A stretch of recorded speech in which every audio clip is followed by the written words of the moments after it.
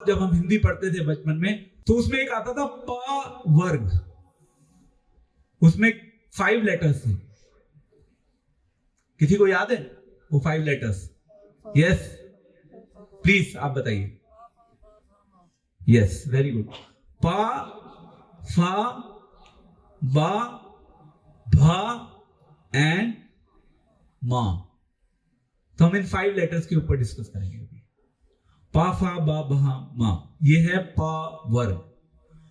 सबसे पहला है पा फॉर परिश्रम। आज के संसार में क्या हो रहा है? वर्क हार्ड, पार्टी हार्ड, भागो भागो भागो, यही सिखाया जाता है। बच्चे जब स्कूल में जाते हैं तो उस समय उनको बहुत बड़े बड़े बैग से लाद दिया जाता है, अच्छे से पढ़ाई करो। स्कूल से वापस आते हैं, ट्यूशंस लग जाती हैं। उनका दिन कहां शुरू होता है, कहां खत्म होता है, उसका कोई आइडिया किसी को नहीं होता, क्योंकि you have to be at the top, you have to compete with the world. आप पीछे रह गए तो बड़ी प्रॉब्लम हो जाएगी।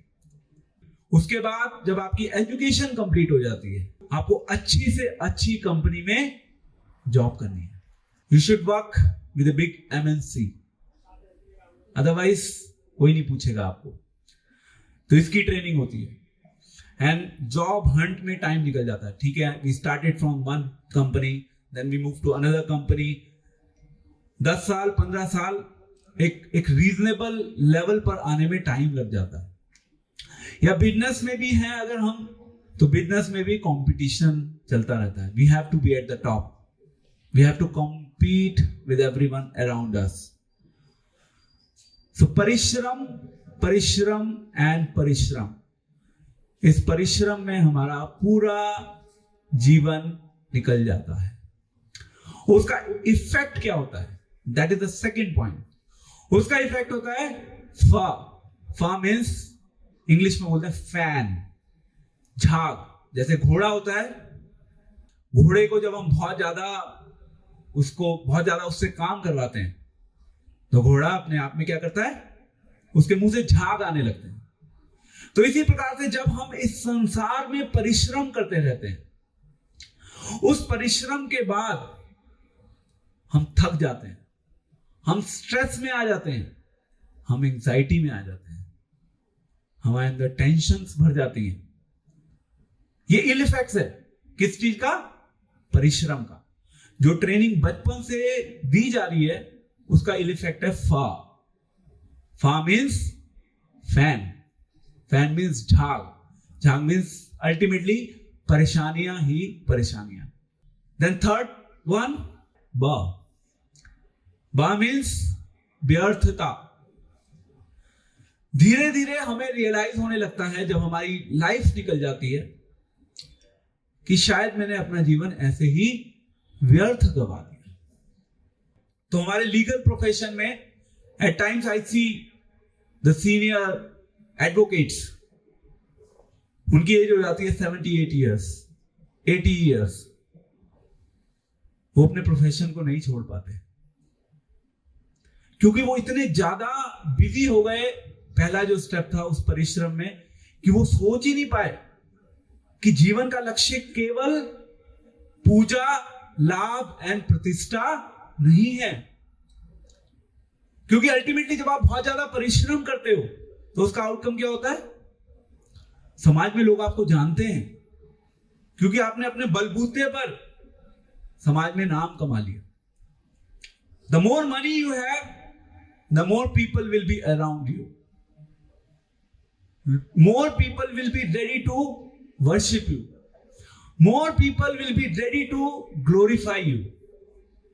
The less money you have, people are hardly interested in you. So puja, labh and pratishtha, ultimately इस संसार में जो भी हम कार्य करते हैं, हमारा असेसमेंट का क्राइटेरिया क्या होता है? हमारा क्राइटेरिया होता है कि इस चीज से मुझे क्या लाभ मिलेगा।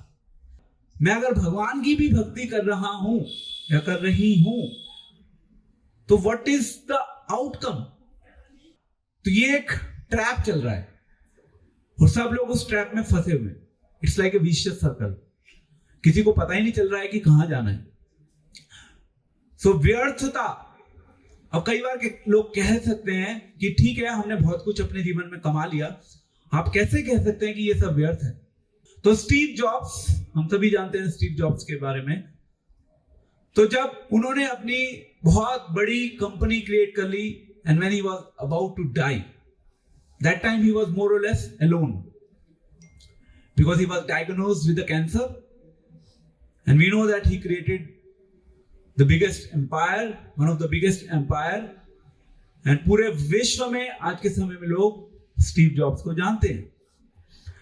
तो एक दिन मैं रिसर्च कर रहा था गूगल पे, कुछ he wrote some letters before he was dying, क्योंकि उस समय उनके पास समय था। तो उन्होंने कुछ लेटर्स लिखे। पूरे जीवन तो वो बिजी रहे to obviously earn money, fame and prestige, सब कुछ उनको मिला। तो जब उन्हें लास्ट टाइम में, मरने से पहले जब उनको फ्री टाइम मिला, तब उन्होंने आत्ममंथन किया, विचार करना शुरू किया, जैसे कई लोग करते हैं। और फिर लोग हमारे पास आके कहते हैं कि ठीक है, हमने बहुत कुछ कमाया, बट फिर भी समथिंग इज मिसिंग। तो स्टीव जॉब्स ने अपनी उन राइटिंग्स में लिखा, उस लेटर में क्लियरली, कि ठीक है, मैंने भौतिक स्तर पे बहुत बड़ी सफलता हासिल करी, बट इन रियलिटी मुझे लगता है कि कहीं ना कुछ मेरे जीवन से मिसिंग रहा। Something was missing. शायद मुझे जहां पर अपने जीवन का कुछ समय देना चाहिए था, मैंने वो समय अपने जीवन में उस चीज के लिए नहीं दिया। यही है रियलिटी। तो हम कहां पे थे? थर्ड पॉइंट, व्यर्थता। ऐसे ही लगने लगता है समय के साथ। एंड देन फोर्थ क्या है? पा, फा, बा, एंड फोर्थ वन इज भ। कोई बता सकता है भ क्या है? भय। सबसे बड़ी प्रॉब्लम है भय। And corona is one of the biggest example. पूरे विश्व को सबसे बड़े भय में डाल दिया। वो भय जिसके बारे में आज से 2 साल पहले कोई कल्पना भी नहीं कर सकता था। मतलब सब सहमे हुए थे।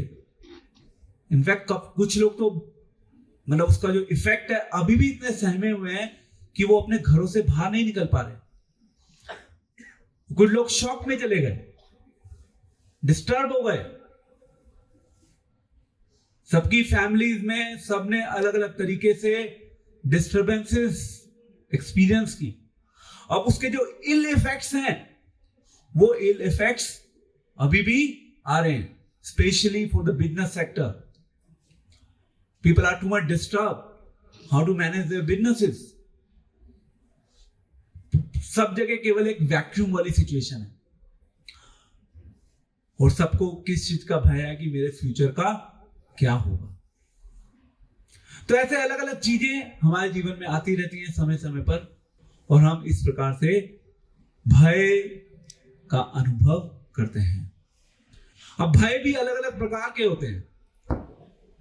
एक भय होता है कि मैं किस प्रकार से आगे अपना जीवन चलाऊंगा।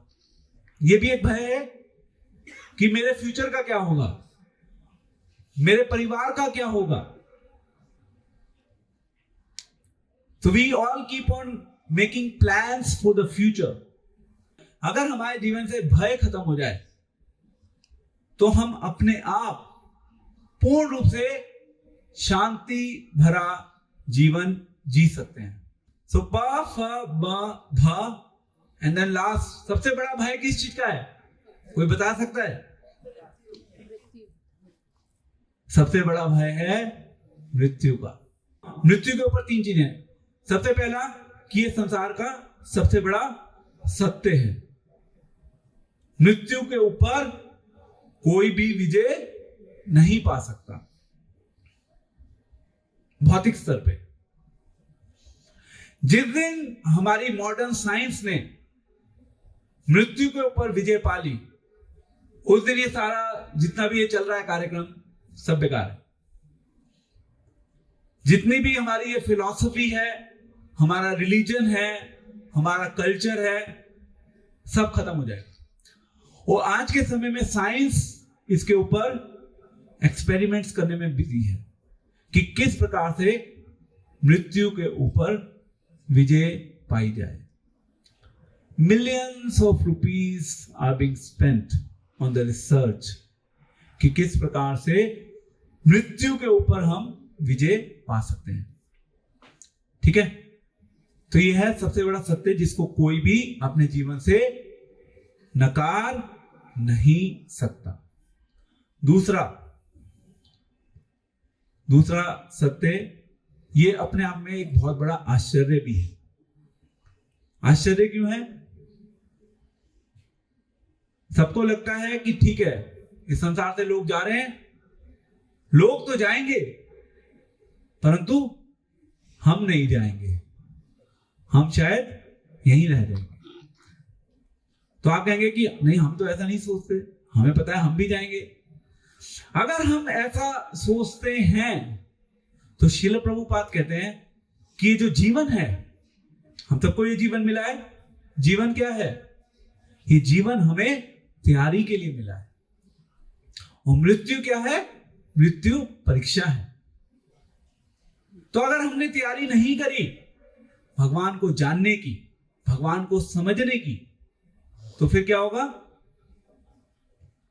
फिर आप इस भ्रम में बैठे हैं कि शायद हमारी मृत्यु नहीं आएगी। तो परिश्रम करने में कोई प्रॉब्लम नहीं है, बट वो परिश्रम भगवान के लिए होना चाहिए। केवल संसार में परिश्रम मत कीजिए, भगवान के लिए भी परिश्रम कीजिए। अब आप कहेंगे कि भगवान के लिए कैसे होगा परिश्रम? भगवान के लिए परिश्रम होगा भगवान के लिए सेवा करके, भगवान को प्रसन्न करके। तो ये हो गया, परिश्रम को हमने इस्तेमाल कर दिया भगवान की सेवा में। सेकंड, तो अब हमें झाग नहीं आएंगे जैसे घोड़े को आते हैं। अब क्या होगा? हम सब एक्चुअली जब हम भगवान की सेवा करेंगे तो हम परम संतोष एवं आनंद का अनुभव करेंगे अपने जीवन में। तो फा भी चेंज हो गया, फा का भी डायमेंशन चेंज हो गया। हम भगवान के कीर्तन में आनंद उठाते हैं, भगवान की भक्ति में आनंद प्राप्त करते हैं। कई बार लोग कहते हैं कि आपने सब कुछ छोड़ दिया, आप चाय भी नहीं पीते, आप ये भी नहीं खाते, वो भी नहीं खाते। जब हम भगवान की भक्ति करते हैं ये सब चीजें बहुत इनसिग्निफिकेंट हो जाती हैं, क्योंकि भक्ति का रस सर्वोपरि है। और जिसको वो रस मिलने लगता है वो अपने आप इस सांसारिक सो कॉल्ड रसों को छोड़ देता है। प एंड देन व्यर्थ। मुझे नहीं लगता कि मेरा जीवन व्यर्थ है। मेरे को भगवान ने भक्ति करने का अवसर प्रदान किया है। I am the most fortunate person because Krishna has given me the opportunity to render his service. तो इसी प्रकार से अगर आपने भगवत गीता को उठाया तो भगवत गीता में कह रहे हैं भगवान, मनुष्यानाम सहस्रेषु कश्चित् यतति सिद्धया। हजारों मनुष्यों में से कोई एक मनुष्य भगवत गीता की ओर आगे बढ़ता है, भगवान को जानने की इच्छा रखता है।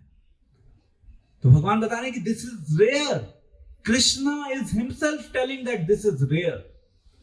इस संसार में पैसे लाखों लोग कमा सकते हैं, बट भक्ति के रस का आस्वादन केवल कुछ ही लोग कर सकते हैं। And then the fourth one is भय। अब भगवान की शरण जो ले लेते हैं तो भगवान को क्या देते हैं? अभय। अभय दान कर देते हैं। और जिसके जीवन से भय खत्म हो गया उसका जीवन सफल हो गया। भगवान देते हैं अभय। अभय दान करेंगे भगवान, ये भगवान का प्रॉमिस है। भगवान भगवद गीता में कह रहे हैं 18 चैप्टर में, सर्वधर्मान परित्यज्य माम एकम शरणम व्रज अहम त्वं सर्व पापेभ्यो मोक्षयिष्यामि मा शुचा। ये जो मा शुचा वर्ड है, यहां पे भगवान क्लियर कर रहे हैं कि हे अर्जुन डरो मत। मा शुचा शब्द जो है इसका अर्थ है डरो मत। उससे पहले कहना है हे अर्जुन तुम सारे धर्मों का परित्याग करके मेरी शरण में आ जाओ, मैं तुम्हें सब प्रकार के पापों से मुक्त कर दूंगा। ये मेरी प्रतिज्ञा है, डरो मत। तो भगवान एश्योरेंस दे रहे हैं अर्जुन को। तो वो कन्विक्शन हमें चाहिए कि भगवान हमें सब प्रकार के जो भय हैं, डर हैं, उनसे हमें फ्री कर देंगे। And the last one is मृत्यु। मृत्यु का डर डिवोटीज को कभी नहीं होता, क्योंकि उन्हें पता है कि हम शरीर नहीं है, हम आत्मा है। आज इस शरीर में है, ठीक है, कल को कोई और शरीर मिल जाएगा। वैसे तो इस शरीर में दोबारा आना ही नहीं है, हमने इस संसार में ही नहीं आना दोबारा, बट गलती से आ भी गए तो इट डजंट मैटर, क्योंकि हम सब भगवान की शरण में हैं। भगवान की शरण में जीना और मरना सब एक होता है। मृत्यु से हम नहीं डरते, निडर होते हैं। इसका मतलब ये नहीं कि हम रोड पे खड़े हो जाते हैं कि बस yes let the car come and hit us and let's die. ऐसा नहीं होता। We follow all the precautions but we are not afraid. So with this note मैं आज का जो हमारा प्रवचन है भगवत गीता के ऊपर, मैं उसका समापन करता हूं। तो हमने डिस्कस किया पावर्ग के बारे में, और हमें पावर्ग से निकल के अपवर्ग में आना है। भगवान को समझ के, भगवान की सेवा करके, भगवान को अपने जीवन का लक्ष्य बनाकर हम अपवर्ग में जुड़ सकते हैं एंड पावर्ग को हम साइड कर सकते हैं। हरे कृष्णा कृष्णा कृष्णा हरे हरे, हरे राम राम राम हरे हरे।